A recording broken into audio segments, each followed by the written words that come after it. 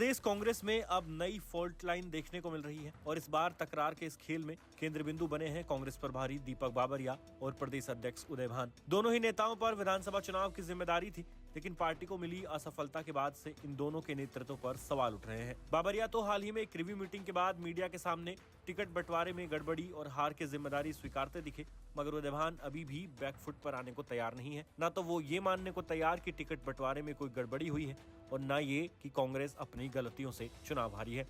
उदय भान ने तो सारा दोष ईवीएम पर मढ़ दिया है, लेकिन ईवीएम के विषय में भी अब प्रभारी और प्रदेश अध्यक्ष आमने सामने हो गए हैं। बाबरिया कह रहे हैं कि ईवीएम में गड़बड़ी से जुड़ा मैसेज उन्होंने काउंटिंग की सुबह ही उदय भान को भेज दिया था, लेकिन उदय भान का कहना है कि उन्हें तो मैसेज ही काउंटिंग के एक दिन बाद मिला है और वो भी आधा सच्चा आधा झूठा।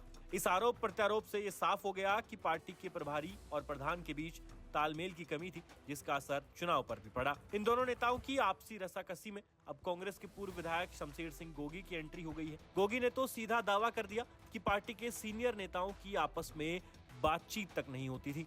इन नेताओं की आपसी मैंने ही पूरे चुनाव को खराब कर दिया। अंत में आप गोगी के ये कड़वे बोल सुनिए और कमेंट में लिखकर जरूर बताएं कि प्रदेश कांग्रेस का आपको क्या भविष्य नजर आता है।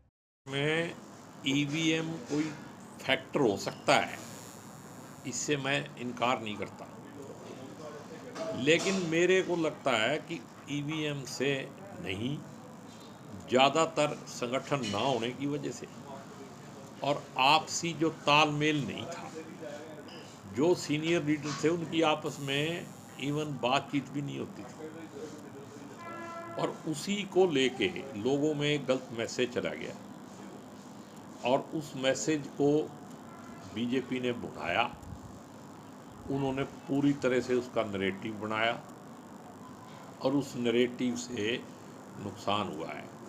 अब अपने आप को बचाने के लिए अध्यक्ष जी कुछ और कह रहे हैं, प्रभारी जी कुछ और कह रहे हैं, और मैं तो पहले बता चुका हूँ कि जब आप मैं बीच में रखोगे तो फिर पार्टी का नुकसान होगा ही होगा। यहाँ इलेक्शन मैं पे ज़्यादा डिपेंड था। आज भी अध्यक्ष जी ने पहले बयान दिया कुछ और बयान था, कल बयान दिया कुछ और है, बाबरिया जी उसका खंडन कर रहे हैं। तो फिर पहले सबसे पहले तो इन्हीं की जांच हो जानी चाहिए। पार्टी का इतना बड़ा नुकसान करने के बाद भी उनका बयान ही नहीं, तालमेल ही नहीं है। बाकी तो लीडरों को छोड़ो, जब इनका ही तालमेल नहीं है। और कांग्रेस कहाँ थी, इस बात की भी जांच होनी चाहिए कि कांग्रेस कहाँ थी इलेक्शन स्टेट के अंदर। निराश है, हताश नहीं है, लेकिन निराश है और दिल्ली की तरफ देख रहा है।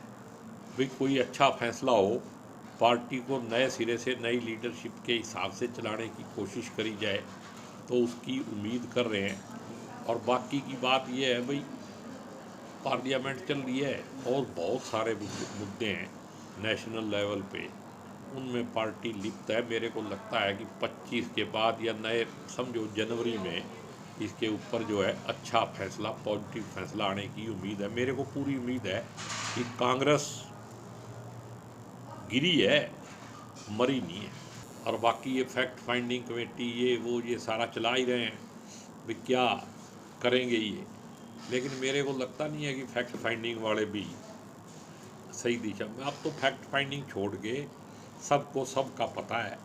किसी को बचाने के लिए फैक्ट फाइंडिंग का सदुपयोग नहीं होना चाहिए, बल्कि आने वाले समय में कांग्रेस को कितना अच्छी तरह से मजबूती से आगे बढ़ाया जा सकता है, उस पर ज़्यादा ध्यान देना चाहिए। तो क्या कारण है सर, किसे बचाने की कोशिश कर रहे हैं? जो जिम्मेदार हैं और जो अपनी जिम्मेदारी नहीं ले रहे हैं, उन्हीं को बचाने की कोशिश हो रही होगी।